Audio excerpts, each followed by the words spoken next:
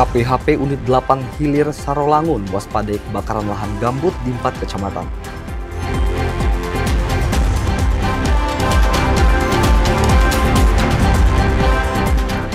Petugas gabungan sidak beras premium di Kabupaten Batanghari.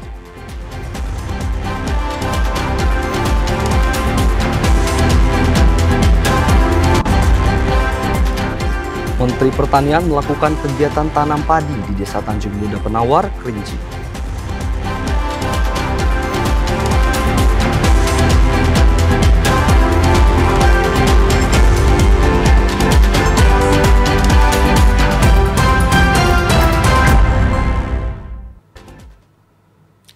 Assalamualaikum warahmatullahi wabarakatuh.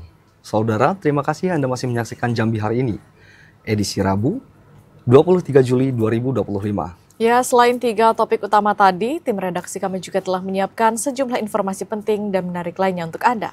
Bersama saya, Septinita. Dan saya Ridho Pratama, inilah Jambi hari ini selengkapnya.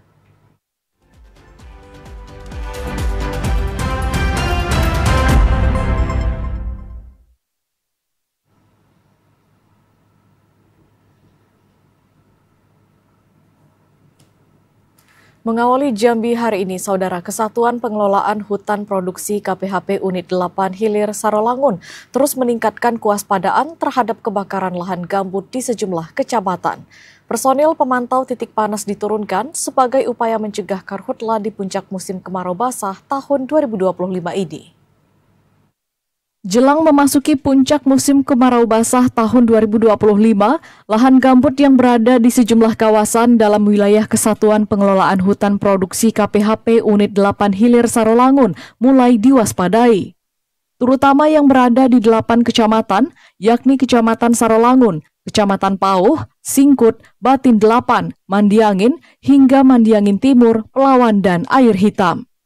Lahan gambut berpotensi terjadi kebakaran karena memiliki kandungan bahan organik yang mudah terbakar, terutama saat kering. Kepala UPTD Kesatuan Pengelolaan Hutan Produksi KPHP Unit 8 Hilir Sarolangun Dinas Kehutanan Provinsi Jambi Misriadi mengatakan, jajarannya bersama Satgas Karhutla memberikan perhatian yang serius dengan aktif melakukan patroli pemantauan titik panas guna mendeteksi dini kebakaran serta penyebaran api di lahan gambut. Misriadi menjelaskan titik panas yang muncul di lahan gambut dapat merambat dengan cepat bahkan di dalam tanah sehingga sulit dipadamkan. Jika terjadi kebakaran lahan gambut akan menyebabkan kabut asap, kerusakan lingkungan hingga gangguan kesehatan dan kerugian ekonomi. Ada juga sebagian di APL ya, di areal penggunaan lain di Singkut 7. Di daerah Singkut 7 itu ada lahan gambut.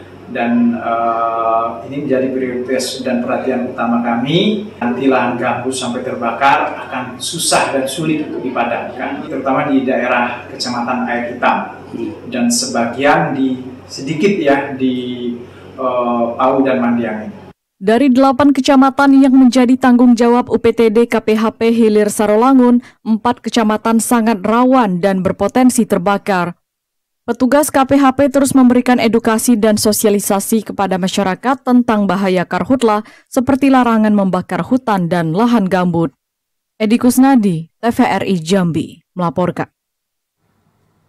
Ya, Saudara, Stasiun Klimatologi BMKG Muaro Jambi memprediksi puncak musim kemarau di Kabupaten Muaro Jambi akan berlangsung pada bulan Agustus mendatang. Selain kekeringan, masyarakat juga harus mewaspadai terjadinya karhutla dan peningkatan suhu panas. Siklus kekeringan di tengah keberlangsungan musim kemarau hampir terjadi di setiap tahun di Kabupaten Muaro Jambi.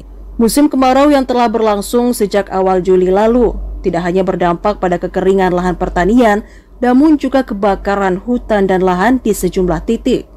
Koordinator Data dan Informasi BMKG Stasiun Klimatologi Sri Utami Widyastuti mengatakan, wilayah Muaro Jambi akan memasuki puncak musim kemarau.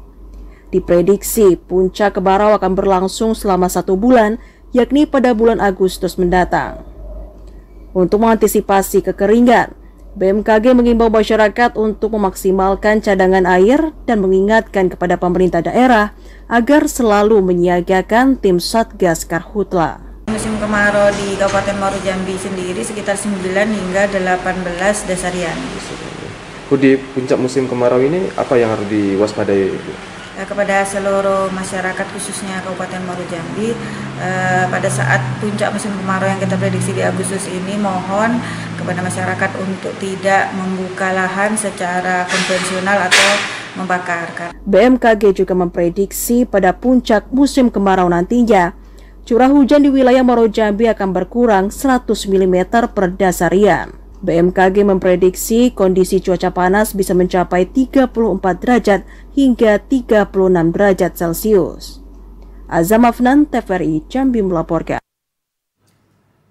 Badan Meteorologi, Klimatologi, dan Geofisika Provinsi Jambi mencatat peningkatan suhu panas di wilayah Jambi dalam beberapa pekan terakhir.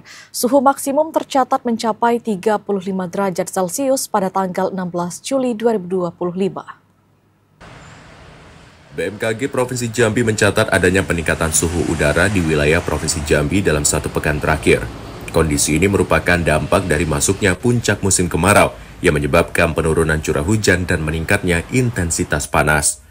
Ketua Bidang Data dan Informasi BMKG Stasiun Jambi, Nabila, mengatakan, meski tidak termasuk panas ekstrim, namun kondisi suhu udara di Provinsi Jambi dalam 1 pekan terakhir berada di kisaran 31 hingga 34 derajat Celcius. Bahkan, pada tanggal 16 Juli lalu, berada di angka 35 derajat Celcius.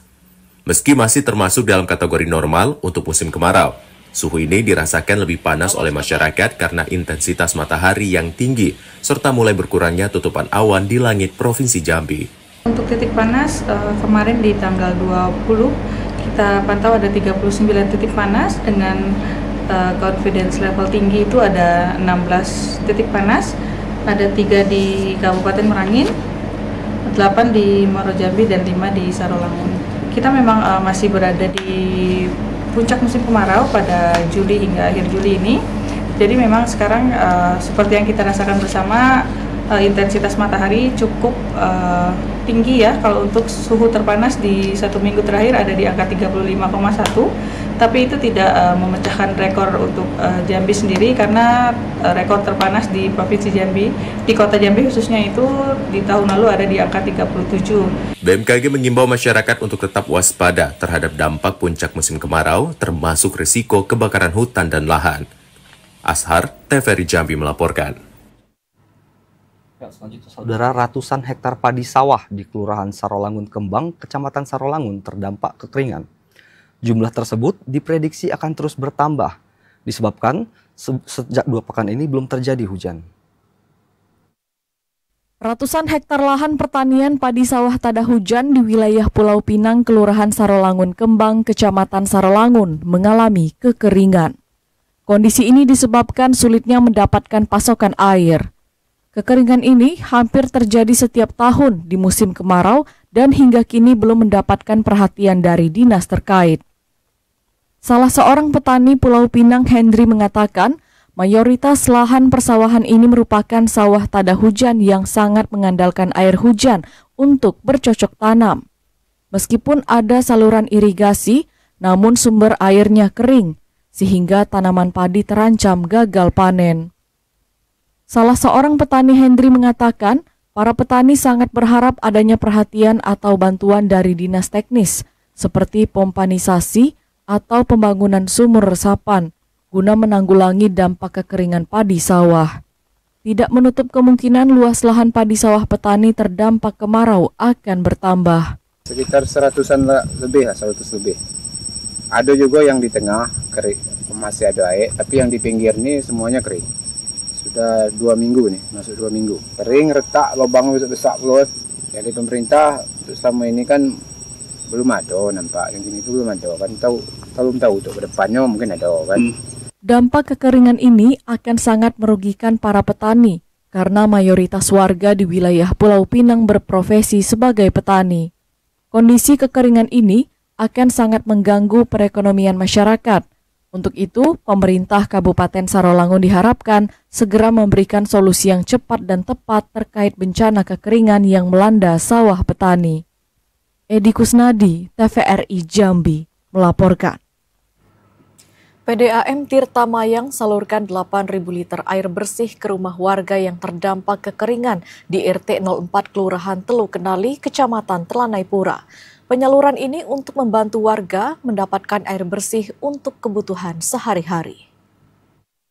Kondisi kemarau panjang yang terjadi dalam beberapa pekan terakhir menyebabkan sumber air bersih warga menurun drastis bahkan mengering.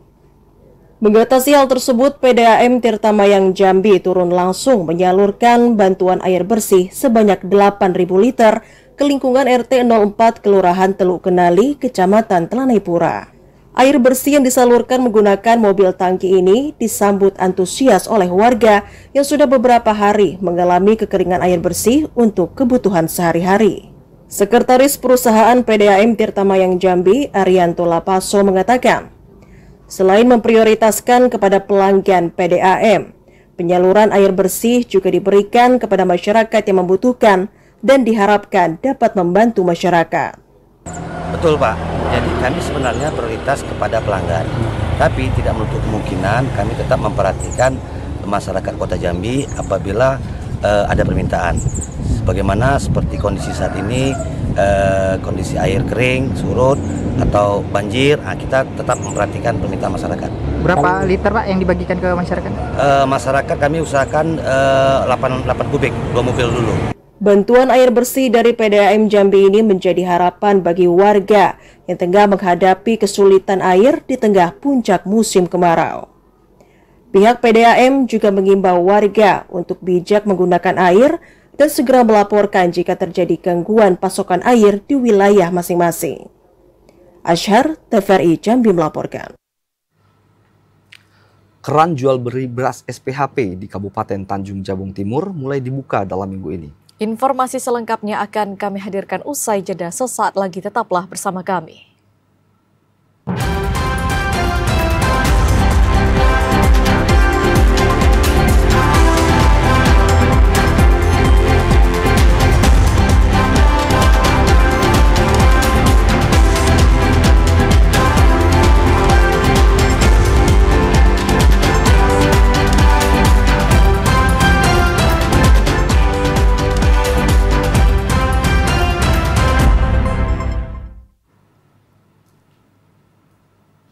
Terima kasih saudara Anda masih bersama kami di Jambi hari ini. Petugas gabungan dari Polres dan Dinas Perdagangan Koperasi dan UKM Batanghari melakukan inspeksi mendadak ke toko beras dan minimarket Batanghari. Hal ini guna mengantisipasi peredaran beras premium oplosan. Maraknya dugaan temuan beras premium oplosan menjadi perhatian serius semua pihak, khususnya pemerintah Kabupaten Batanghari. Upaya mengantisipasi hal tersebut, petugas gabungan unit Tipiter Polres Batanghari dan Dinas Perdagangan Koperasi dan UKM setempat melakukan inspeksi mendadak ke sejumlah toko beras serta minimarket. Sasaran petugas yakni mengecek kualitas serta berat bersih dari beras premium yang diperjualbelikan. Kepala Bidang Perdagangan Disdakop dan UKM Batanghari Edi Sabara mengatakan, dari sampel beras premium merek Raja yang dilakukan penimbangan dengan timbangan digital, ditemukan hasil yang sesuai takaran pada label kemasan beras. Selain itu, secara kasat mata bentuk beras dalam kondisi baik. Kalau untuk sementara ini ya, untuk di Kabupaten Batanghari kita uji 2 sampel yang di sekitar pasar Ramat Tinggi, ya. Dari hasil yang kita lihat sementara, alhamdulillah ya, untuk Kabupaten Batanghari masih dalam kategori aman. Edi juga mengimbau dengan langkah sidak yang dilakukan ini bisa memberikan dampak positif agar tindak kecurangan yang dilakukan oknum tidak bertanggung jawab ini bisa diminimalisasi peredarannya sehingga kerugian yang dialami negara tidak ditemukan kembali. Ade Juniawan, TVRI Jambi, melaporkan. Keran jual beli beras SPHP di Kabupaten Tanjung Jabung Timur resmi dibuka dalam minggu ini. Pendistribusian beras tersebut tetap berlangsung di agen yang telah terverifikasi pemerintah setempat. Perum Bulog Cabang Kuala Tungkal memulai kembali program untuk penyaluran beras stabilisasi pasokan dan harga pangan SPHP sebagai upaya mengendalikan harga beras menjadi lebih stabil. Sempat tutupnya keran penyaluran SPHP kemarin, lantaran tengah memasuki panen raya hingga adanya praktik pengoplosan beras yang dilakukan oleh oknum tidak bertanggung jawab.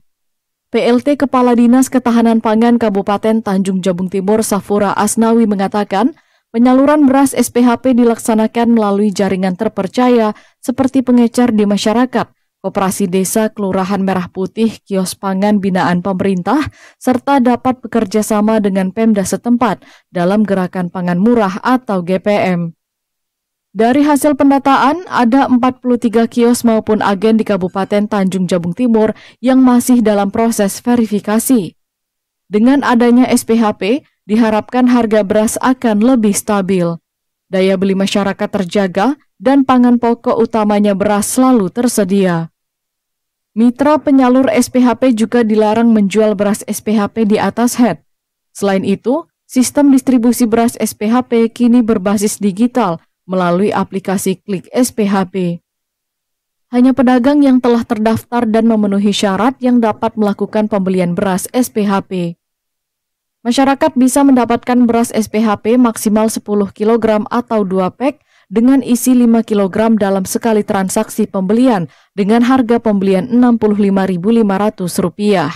Jadi untuk Tanjung Jabung Timur sendiri untuk minggu ini baru satu kios yang resmi, yaitu di tempat Pak Sukisno, karena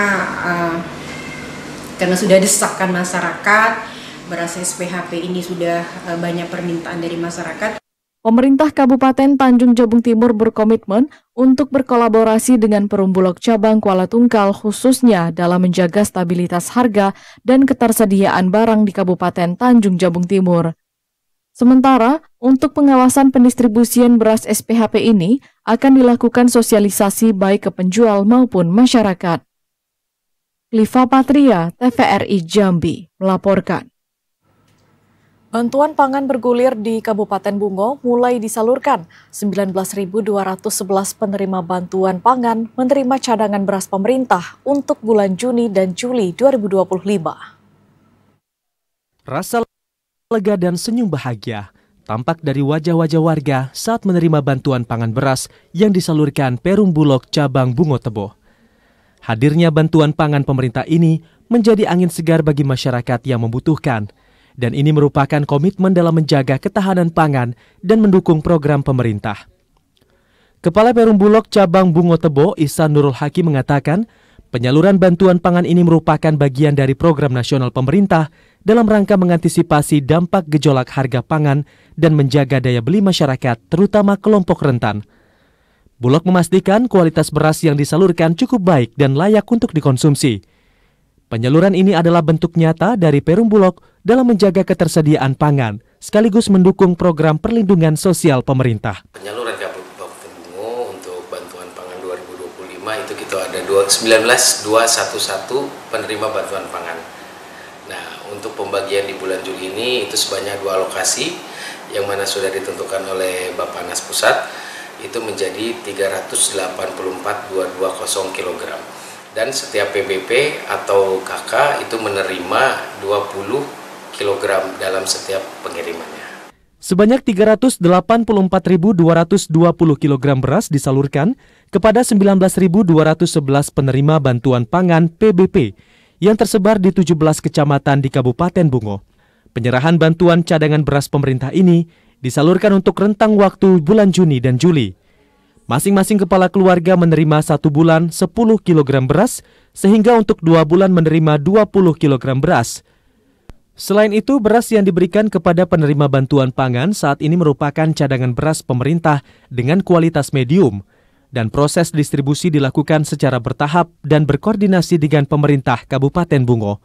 Muhriandi, TVRI Jambi melaporkan. Saudara, usai jeda kami akan kembali dengan sejumlah informasi lainnya. Di antaranya, Wakil Gubernur Abdullah Sani mendorong kedaulatan petani dalam Kongres kelima SPI di Jambi.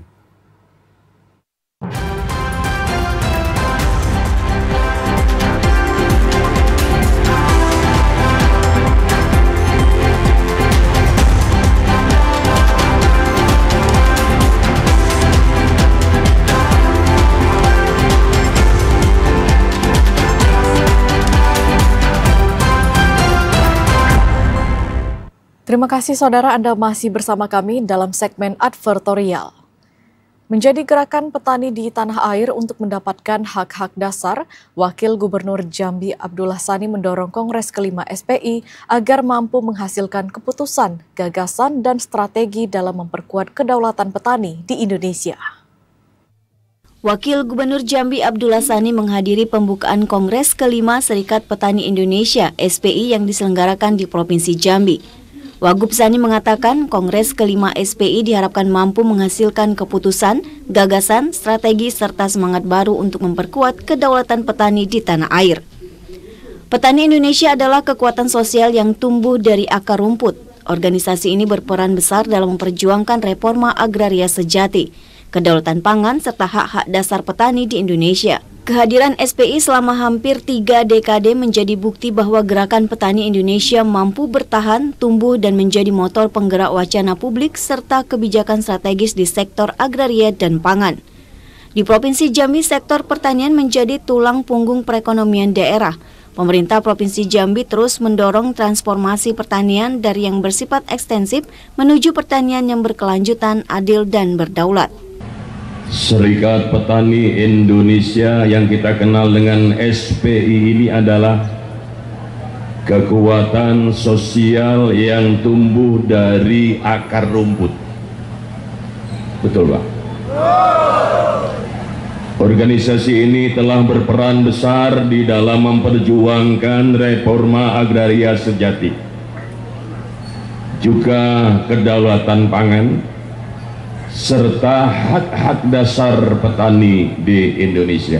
Wakil Menteri Koperasi Republik Indonesia Ferry Juliantono yang secara resmi membuka Kongres kelima SPI mengatakan pemerintah pusat memberikan dukungan struktural terhadap gerakan ekonomi petani melalui koperasi. Presiden Prabowo telah menyatakan perang terhadap segala bentuk keserakahan perusahaan dalam upaya mewujudkan kesejahteraan bagi masyarakat. Penyelenggaraan Kongres SPI diharapkan mampu mendorong percepatan terwujudnya kedaulatan pangan dan ketahanan ekonomi desa melalui partisipasi aktif petani di seluruh Indonesia. Insya Allah perjuangan kita akan dimulai hari ini, saudara-saudara. Dulu kita merasa pemerintah kurang ini, partai buruh kita belum berkuasa, sekarang presidennya langsung menyatakan kemarin negara akan hadir di tiap-tiap desa itu. Presiden akan melawan semua serakah nomik. Penyelenggaraan Kongres kelima Serikat Petani Indonesia yang digelar di Provinsi Jambi dihadiri perwakilan dari 29 DPD SPI se-Indonesia. Rendy Arta, TVRI Jambi melaporkan.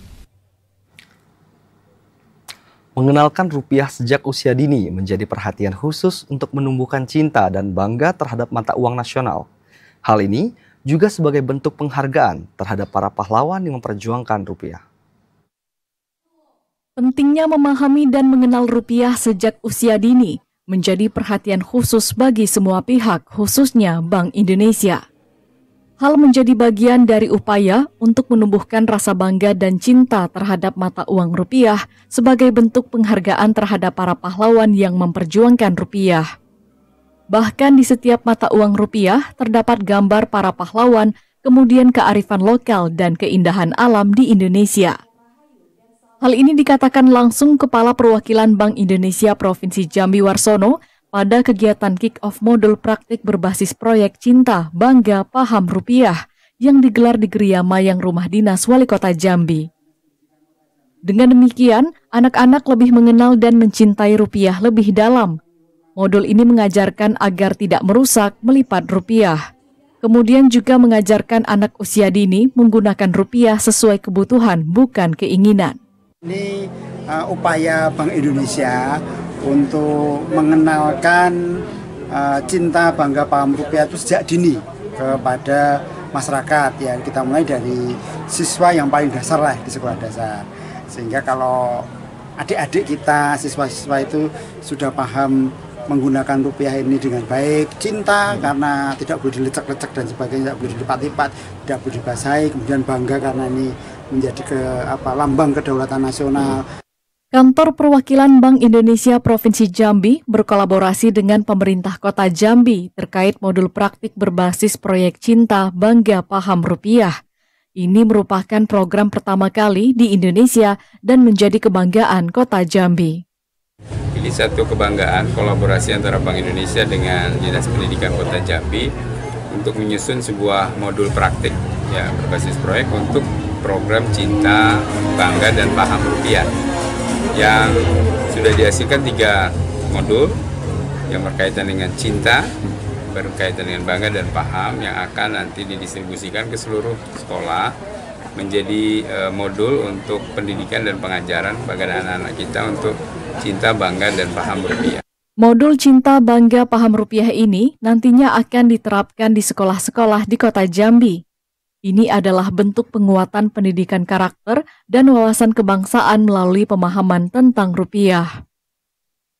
Joko, TVRI Jambi, melaporkan.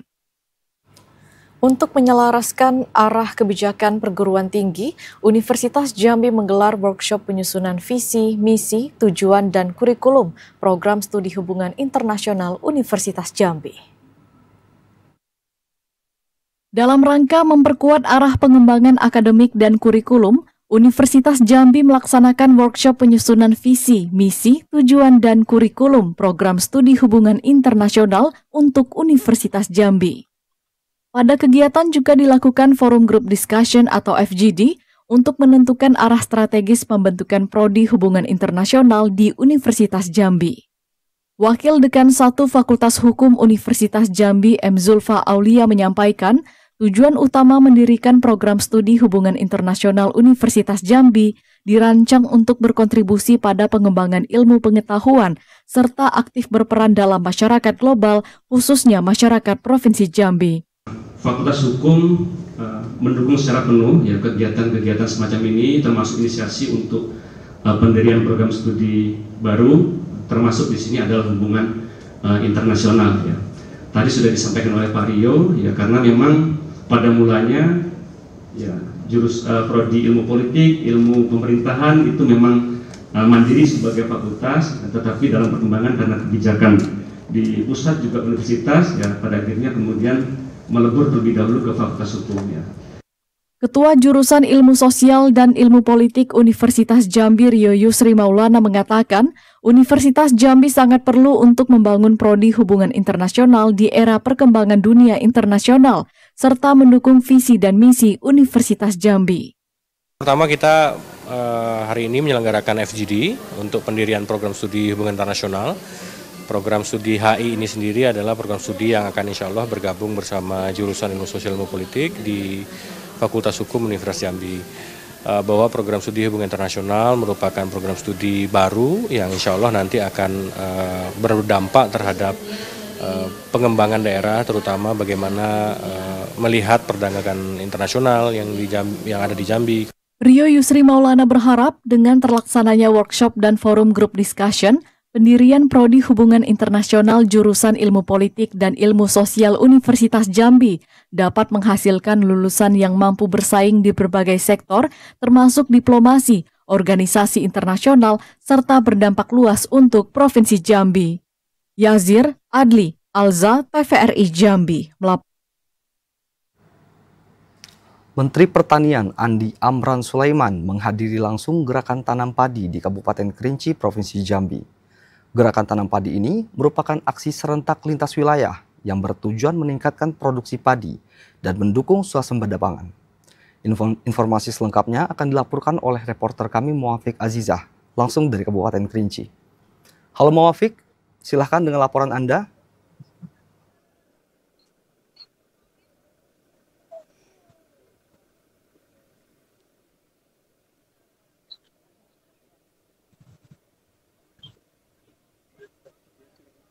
Ya, selamat sore Rido dan juga saudara. Hari ini Rabu 23 Juli 2025, saya berada di Desa Tanjung Mudo, Kecamatan Setinjal Balu, Kabupaten Kerinci, tempat di mana berlangsungnya kunjungan kerja Menteri Pertanian Republik Indonesia Bapak Andi Amran Sulaiman, yang dimana pada hari ini beliau langsung melaksanakan program yaitu tanam padi serentak bersama para petani, kemudian juga bersama Gubernur Jambi, Bupati Kerinci, dan juga beberapa unsur yang lainnya. Tadi sekitar pukul 12.30 waktu Indonesia Barat, Menteri Pertanian Republik Indonesia tiba di Bandara Depati Parbo Kerinci dan langsung disambut dengan hangat oleh Gubernur Jambi, Bupati Kerinci, unsur TNI Polri, dan juga beberapa unsur pemerintahan daerah lainnya. Kemudian setelah dari bandara, Menteri Pertanian Republik Indonesia didampingi oleh unsur-unsur yang sudah saya sebutkan tadi juga langsung menuju ke lokasi, yaitu di areal persawahan Desa Tanjung Laut untuk melakukan penanaman padi secara simbolis, di mana tadi Menteri Pertanian Republik Indonesia, kemudian juga Gubernur Jambi, Bupati Kerinci, dan juga beberapa unsur lainnya langsung turun ke sawah bersama petani lokal untuk melaksanakan penanaman padi. Kemudian kunjungan ini tentunya merupakan bagian dari program nasional untuk mendukung swasembada pangan yang menjadi salah satu agenda utama dari pemerintahan Presiden Prabowo Subianto dalam upaya untuk mewujudkan ketahanan pangan nasional di Indonesia. Saudara, setelah rangkaian kegiatan penanaman padi selesai dilaksanakan, maksud kami, kemudian rombongan langsung bergerak menuju ke tenda yang sudah disiapkan oleh panitia untuk melaksanakan rangkaian acara seremonial, di mana tadi Bupati Kerinci, kemudian juga Gubernur Jambi langsung memberikan sambutan, dan beliau juga menekankan bahwasannya untuk mewujudkan swasembada pangan yang merupakan program dari Presiden ini butuh kerjasama dari pemerintah daerah maupun masyarakat sekitar agar dapat terwujud ketahanan pangan nasional Indonesia. Setelah sambutan dari Bupati Kerinci dan juga sambutan dari Gubernur Jambi, juga tadi dilihat juga sudah diberikan sambutan oleh Menteri Pertanian Republik Indonesia dan juga diserahkan beberapa bantuan untuk Provinsi Jambi dan juga untuk Kabupaten Kerinci tersendiri. Adapun untuk bantuan yang diserahkan oleh Menteri Pertanian Republik Indonesia untuk Provinsi Jambi itu berupa power tracer sebanyak 10 unit, kemudian survei investigasi desain optimasi lahan seluas 12.279 hektar, kemudian bantuan berupa konstruksi optimasi lahan seluas 8.623 hektar, olah lahan pasca optimasi lahan seluas 13.875 hektar, dan olah lahan di lokasi optimasi lahan seluas 8.623 hektar. Dan untuk total keseluruhan bantuan yang diberikan oleh Menteri Pertanian Republik Indonesia kepada Provinsi Jambi senilai Rp63.782.850.000. Adapun untuk bantuan yang diserahkan kepada Kabupaten Kerinci berupa bantuan benih padi sawah seluas 2.426 hektar, kemudian bantuan benih padi ladang seluas 220 hektar, kemudian juga diberikan survei investigasi desain cetak sawah seluas 302 hektar dan combine harvester itu sebanyak 1 unit untuk bantuan dari Menteri Pertanian Republik Indonesia kepada Kabupaten Kerinci. Dan untuk total bantuan yang diberikan kepada Kabupaten Kerinci senilai Rp1.618.600.000. Kemudian saudara dapat dilihat juga bahwasanya antusias masyarakat menyambut kedatangan Menteri Pertanian Republik Indonesia sangat luar biasa.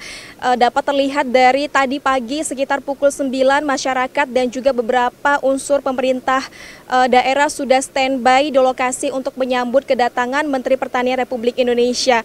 Dan harapannya juga dengan adanya kunjungan kerja dari Menteri Pertanian Republik Indonesia ini dapat bersama-sama mewujudkan ketahanan pangan Indonesia, tentunya juga dengan adanya kerjasama dari masyarakat, unsur Forkopimda dan juga pemerintah daerah. Kemudian dapat kami informasikan juga berdasarkan informasi yang sudah kami terima dari panitia bahwasanya nanti malam akan diadakan rapat koordinasi swasembada pangan, tentunya ini bersama para pemimpin daerah dari seluruh kabupaten kota yang ada di Provinsi Jambi. Demikian laporan yang dapat kami sampaikan, Ridho. Nanti kami akan terus memantau situasi yang ada. Kembali ke studio. Terima kasih Muwafiq, selamat bertugas kembali. Kita beralih ke berita selanjutnya saudara. Guna meningkatkan mutu produk UMKM, SKK Migas Petro China International Jabung Ltd menggelar pelatihan bagi para pelaku UMKM di wilayah kerja SKK Migas Petro China. Kegiatan ini diharapkan menjadi wadah UMKM agar bisa naik kelas. SKK Migas PetroChina International Jabung Ltd terus berinovasi dalam program pemberdayaan masyarakat atau PPM. Program ini bertujuan untuk meningkatkan kesejahteraan masyarakat di sekitar wilayah operasional perusahaan, seperti di Kabupaten Tanjung Jabung Timur dan Kabupaten Tanjung Jabung Barat.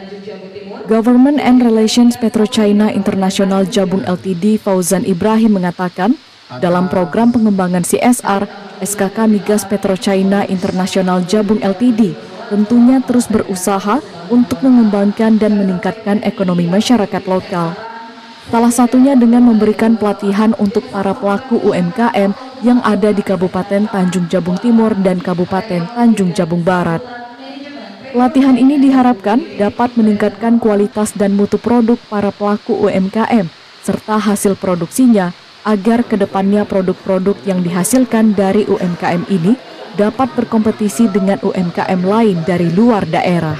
PetroChina dalam hal ini salah satu untuk mengembangkan program CSR itu untuk meningkatkan ekonomi masyarakat lokal, yaitu dengan memberikan pelatihan. Dalam hal pada hari ini kita mengundang konsultan untuk memberikan pelatihan kepada UMKM ya, UMKM yang ada di Tanjung Timur yang berjumlah 14 Tanjung Timur, kemudian di Tanjung Barat 9 UMKM.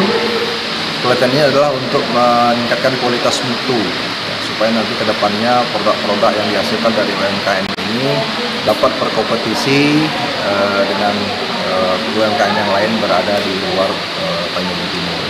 Kepala Dinas Perindustrian dan Perdagangan Kabupaten Tanjung Jabung Timur, Zulfaisyal menyampaikan, kegiatan yang diselenggarakan bertujuan untuk meningkatkan kapasitas para pelaku UMKM yang ada di 2 kabupaten yang masuk dalam wilayah kerja dari SKK Migas PetroChina International Jabung Ltd. Mengingat dengan keterbatasan anggaran pemerintah daerah saat ini, tentunya dibutuhkan potensi-potensi lain yang bisa didapatkan untuk membantu mewujudkan program dari kepala daerah. Kita melaksanakan peningkatan kapasitas para pelaku UMKM kita melalui pelatihan peningkatan mutu dan kualitas dari hasil produk mereka, dan nantinya akan dilanjutkan dengan pemasaran secara digitalisasi. Nah, kegiatan ini alhamdulillah merupakan inisiasi dan kerjasama kita pemerintah dengan PetroChina yang melaksanakan salah satu tanggung jawab mereka, kewajiban mereka terkait dengan community development, membangun masyarakat melalui CSR-nya kepada masyarakat Tanjung Jabung, baik Tanjung Barat maupun Tanjung Timur. Jadi ini suatu hal yang positif sekali karena pemerintah jelas tahu semua kita dengan keterbatasannya, kita memang butuh potensi-potensi lain yang bisa kita gapai untuk bisa membantu mewujudkan apa yang diprogram dan visi dari pimpinan kita. Saat ini Tanjung Timur itu ada visi merata, di mana program ke-18 itu adalah ingin meningkatkan kelasnya UMKM di daerah kita ini menjadi UMKM yang naik kelas. Analisis kebijakan ahli muda bagian pangan bidang perindustrian, Dinas Koperasi, Perindustrian dan Perdagangan Kabupaten Tanjung Jabung Barat Erni Yusnita mengucapkan terima kasih kepada pihak SKK Migas PetroChina International Jabung Ltd. Dengan adanya kegiatan pelatihan ini, tentunya dapat memberikan banyak manfaat terhadap pelaku UMKM yang ada di Kabupaten Tanjung Jabung Barat dan di Kabupaten Tanjung Jabung Timur.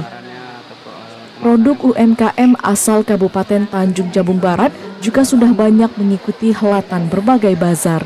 Kegiatan ini kami pertama-tama berterima kasih sekali kepada PetroChina karena dengan ini kami UMKM kami dapat pengetahuan ya untuk meningkatkan mutu untuk produk-produk yang ada, dapat juga untuk berdaya saing nantinya.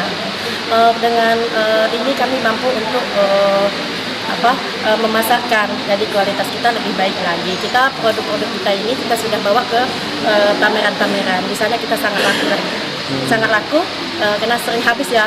Karena kita diketahui produk-produk kita ini memang asli, kayak udangnya itu asli, enggak esen. Nurdiana selaku Ketua Organisasi Asosiasi Makan Minum atau ASMAMI yang menaungi para pelaku usaha di bidang makanan dan minuman di Kabupaten Tanjung Jabung Timur menyampaikan, organisasi ASMAMI ini bertujuan untuk membangun sumber daya manusia unggul di sektor makanan dan minuman, serta memfasilitasi kegiatan seperti bazar, pelatihan, dan studi banding untuk anggotanya. Kegiatan pelatihan yang digelar oleh SKK Migas PetroChina International Jabung Ltd bekerja sama dengan pemerintah daerah tentunya sangat bermanfaat bagi seluruh anggota ASMAMI. Adanya pelatihan ini bisa meningkatkan UMKM yang ada di Tanjung Timur. Kalau UMKM yang tergabung dalam kegiatan ini mungkin berapa banyak? Ada 14 orang. 14 orang. Iya. Itu bergerak dalam kuliner atau apa aja? Kuliner semuanya. Kuliner semuanya. Iya. Itu 14 peserta ini dari seluruh kabupaten kita, Bu ya? Seluruh kabupaten Tanjung Timur, itu ada per kecamatan, saya dari Mendahara Ulu, ada dari Geragai, ada dari Sapat Barat, ada dari Kuala Jambi, ada dari Sumber Naik. Bu, mungkin dalam pelatihan ini mungkin apa yang nanti akan kita terapkan atau mungkin apa yang kita akan terap nanti, Bu? Mudah-mudahan mutu kualitas yang kami harapkan, karena harus sesuai dengan SOP yang ada di ketahanan pangan. Salah seorang pelaku UMKM asal Kabupaten Tanjung Jabung Barat, Nur Hasanah, mengatakan selain memasarkan produknya melalui jejaring media sosial, produk UMKM milik Nur Hasanah ini juga sudah merambah ke Pulau Jawa dan Kalimantan. Pemasaran saat ini, kalau untuk kemasan ini kami baru masih di Tanjung Jabung Barat, tapi kalau kayak masalah kemasan yang biasa kami sudah melalui Shopee, sudah sampai ke Kalimantan, Jakarta, Jawa Barat. Tapi untuk kemasan biasa, kalau ini kami belum ada masukkan produk ke Shopee. Pelaku UMKM lainnya yang berasal dari Kabupaten Tanjung Jabung Timur, Andi Hasbiana, mengatakan dalam menjalankan usahanya sejak tahun 2015 telah menggunakan toko digital. Hal ini didapat dari hasil mengikuti berbagai pelatihan yang memudahkan penjualan produk. Alhamdulillah ini tergantung ini dari pesanan, ada 50 kilo 1 bulan per bulannya. Jualnya kemana aja, Bu? Kirim ke Jambi. Kadang ada orang pesan bawa ke Jakarta kan. Oh, online gitu, Bu ya? Iya. Kegiatan ini dilaksanakan selama 2 hari, yakni dari tanggal 22 hingga 23 Juli 2025, bertempat di salah satu hotel di Kecamatan Muara Sabak Barat, Kabupaten Tanjung Jabung Timur. Latihan ini diikuti 14 pelaku UMKM dari Kabupaten Tanjung Jabung Timur serta 9 pelaku UMKM dari Kabupaten Tanjung Jabung Barat. Liva Patria, TVRI Jambi, melaporkan.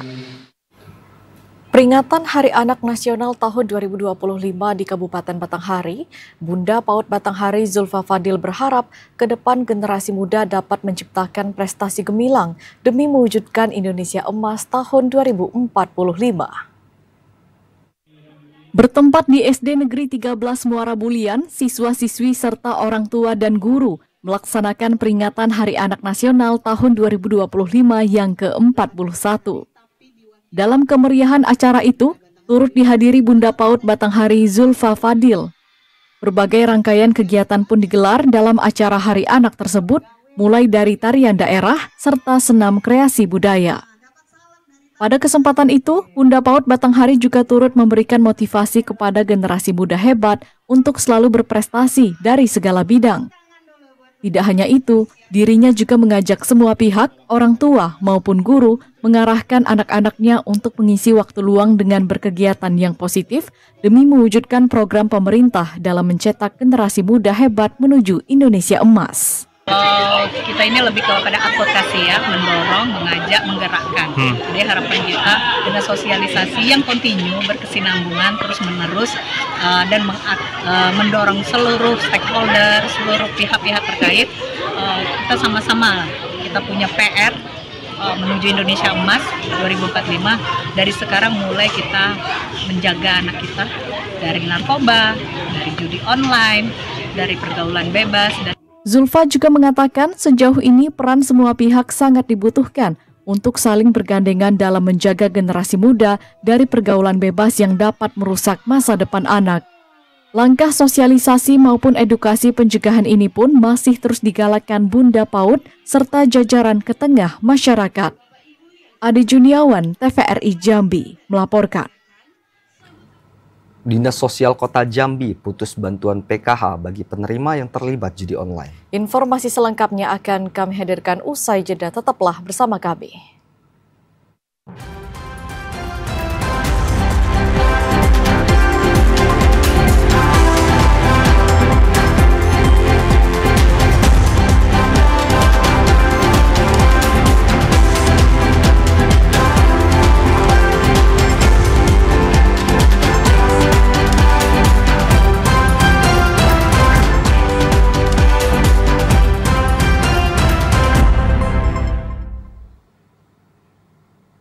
Terima kasih Anda masih menyaksikan Jambi Hari Ini.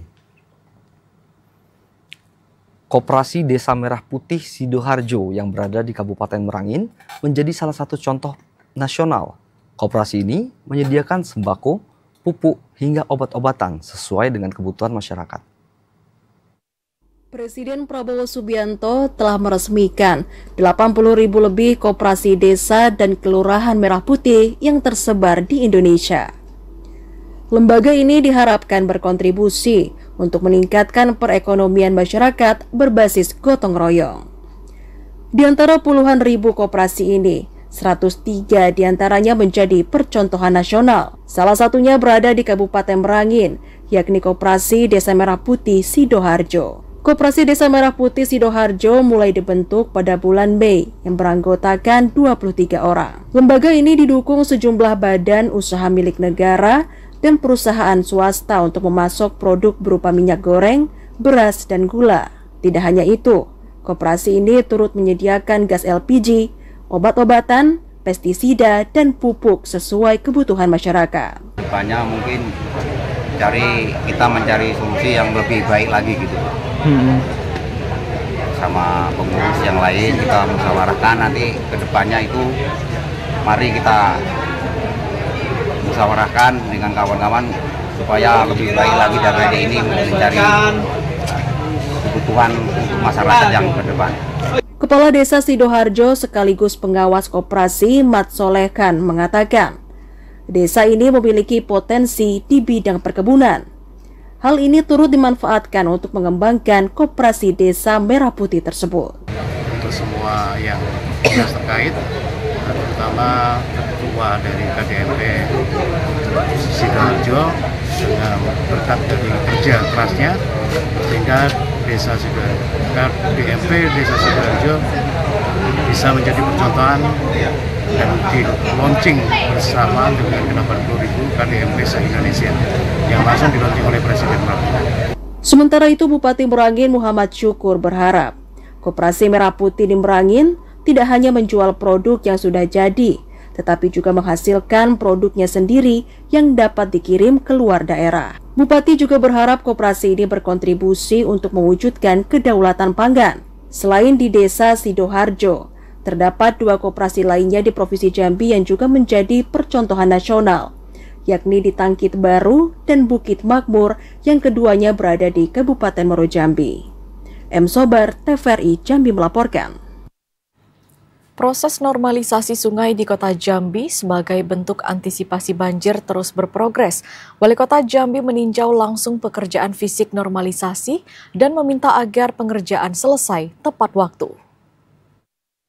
Komitmen pemerintah Kota Jambi dalam mengatasi persoalan banjir terus berprogres. Berkolaborasi dengan Balai Wilayah Sungai Sumatera BWSS 6, Wali Kota Jambi Maulana turun meninjau progres pengerjaan normalisasi di sejumlah titik di Kota Jambi. Salah satunya yakni Kelurahan Pasir Putih, Kecamatan Jambi Selatan, Kecamatan Kota Baru, dan Kecamatan Alam Barajo Kota Jambi. Wilayah tersebut merupakan daerah yang menjadi langganan banjir. Wali Kota Jambi Maulana mengatakan, sungai yang dinormalisasi ini hingga ke Sungai Asam, kawasan Pasar Jambi, yang diyakini akan mengurangi potensi banjir hingga 90%. Maulana minta agar pekerjaan fisik normalisasi sungai tersebut bisa diselesaikan tepat waktu, sehingga persoalan banjir bisa segera diatasi dengan baik dan tidak lagi menjadi keluhan masyarakat. Ini fungsinya ganda, yang pertama untuk penanggulangan banjir, yang kedua untuk pusat wisata air yang dekat dengan kantor wali kota, dan ada jogging tracknya, ada taman dan lain-lain yang nanti kolaborasi antara pemerintah kota dengan balai untuk membangun kawasan ini menjadi kawasan wisata yang indah.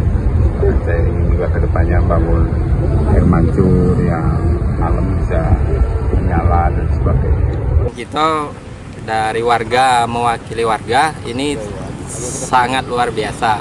Memang kami butuhkan dari awal banjir sampai sekarang, alhamdulillah sudah terlaksana dari 1 tahun belakang.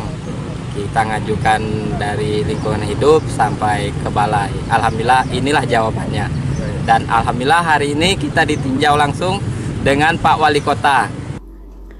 Pemerintah Kota Jambi saat ini terus berupaya untuk mengurangi banjir dengan pelebaran drainase. Selain itu, nantinya akan dibangun kolam retensi untuk menampung debit air hujan. Joko, TVRI Jambi melaporkan. Dinas Sosial Kota Jambi akan lebih selektif dalam menyalurkan bantuan program Keluarga Harapan. Bantuan PKH akan dicabut jika penerima kedapatan bermain judi online. Kementerian Sosial Republik Indonesia mencatat ada sekitar 2% penerima Keluarga Harapan PKH terlibat dalam praktik judi online. Menyikapi hal itu, Dinas Sosial Kota Jambi akan mengambil langkah cepat agar penerima PKH tidak bermain judi online. Kepala Dinas Sosial Kota Jambi, Yunita Indrawati, mengatakan, saat ini pihaknya masih menunggu data resmi dari kementerian terkait penerima PKH yang terlibat judi online. Jika kedapatan bermain judi online, bantuan PKH tersebut akan dihentikan sebagai bentuk sanksi tegas. Tak hanya penerima manfaat, Yunita juga mengungkapkan bahwa saat ini Kementerian Sosial sedang melakukan pemanggilan terhadap sejumlah pendamping PKH yang diduga turut terlibat dalam judi online. Kementerian Sosial sudah mengindikasikan 2% dari penerima manfaat ini melakukan aktivitas judi online. Itu secara generate se-Indonesia. Jadi untuk kemungkinan ya yang penerima, kita akan terus memberikan pembinaan ya untuk bisa dari istri atau dari anak atau dari suaminya sendiri melakukan aktivitas untuk bisa menghentikan. Selain persoalan judi online, Dinas Sosial Kota Jambi juga melakukan pemutakhiran data penerima bantuan sosial, sehingga bantuan sosial ini diberikan sesuai dengan kriteria dan tepat sasaran. Joko, TVRI Jambi melaporkan. Tim penyidik pidana khusus Kejaksaan Tinggi Jambi menahan BK, Komisaris Utama PT PAL. Tersangka BK ditahan terkait dugaan korupsi pemberian fasilitas kredit investasi dan kredit modal kerja dari Bank BNI kepada PT Prosimpek Agro Lestari tahun 2018 hingga 2019 silam. Tim penyidik bidang pidana khusus Kejati Jambi melakukan penyidikan dalam kasus dugaan tindak pidana korupsi pemberian fasilitas kredit investasi dan modal kerja oleh Bank BNI Persero Tbk kepada PT Prosimpek Agro Lestari. Berdasarkan hasil penyidikan tersebut, penyidik akhirnya kembali mengamankan seorang tersangka berinisial BK selaku Komisaris Utama PT PAL pada Selasa sore kemarin. Tersangka BK diduga terlibat aktif dalam proses pemberian fasilitas kredit yang berujung kerugian negara sebesar 105 miliar rupiah. Penahanan terhadap BK dilakukan selama 20 hari ke depan, terhitung mulai 22 Juli hingga 10 Agustus 2025 di rumah tahanan Lapas Kelas 2A Jambi. Tersangka dijerat dengan pasal 2 ayat 1 junto pasal 18 dan subsidiar pasal 3 junto pasal 18 Undang-Undang Nomor 31 Tahun 1999 yang telah diubah dengan Undang-Undang Nomor 20 Tahun 2001 tentang pemberantasan tindak pidana korupsi junto pasal 55 ayat 1 ke 1 KUHP. Tim penyidik Pitsus Kejati Jambi telah melakukan penahanan terhadap tersangka BK, Komisaris Utama PT PAL dalam perkara tindak pidana korupsi dalam pemberian fasilitas kredit investasi dan kredit modal kerja oleh PT BNI kepada PT Prosimpek Agro Lestari atau PT PAL tahun 2018-2019. Berdasarkan hasil penyelidikan yang dilakukan oleh tim penyidik telah ditemukan alat bukti yang cukup sah menurut pasal 184 KUHP, maka penyidik dalam perkara ini berdasarkan surat perintah Kejati nomor 574/L.5 FD2 /7 2005 tanggal 27 Juli 2025 telah menetapkan tersangka dengan inisial BK, Komisaris Utama PT PAL. Sebelumnya, penyidik juga telah menahan 3 tersangka lainnya, yaitu WE, VG, dan RG. Modus operandi para tersangka adalah dengan memanipulasi dokumen untuk pengajuan kredit dan menggunakan dana secara tidak sesuai peruntukan. Kejati Jambi menegaskan akan menuntaskan perkara ini dengan profesional, transparan, dan tetap menjunjung tinggi asas praduga tidak bersalah. Ashar, TVRI Jambi, melaporkan. Demikian Jambi hari ini. Terima kasih atas perhatian dan kebersamaan Anda. Saya Ridho Pratama. Dan saya Septinita bersama kerabat kerja yang bertugas undur diri. Wassalamualaikum warahmatullahi wabarakatuh dan sampai jumpa.